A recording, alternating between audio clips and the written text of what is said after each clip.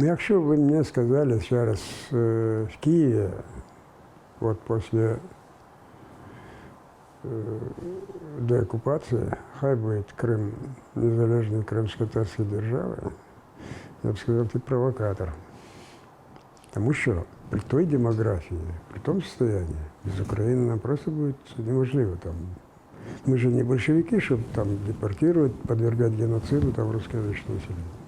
Поэтому нам дуже важка підтримка Києва, підтримка України. Якщо була б достатня підтримка, то не було б цієї окупації. У нас тут украинские политики начинали нас любить, только когда надвигались выборы. Потому что у нас компактный такой электорат, там где-то более 70% следует рекомендации Курултая Крымско-Татарского. Поскольку мы только поддерживали национально-демократические силы, а к власти приходили совершенно іншие, тому или нас ненавидели, как особенно при Януковиче, или были равнодушны к нам. Наши проблемы не вирішались.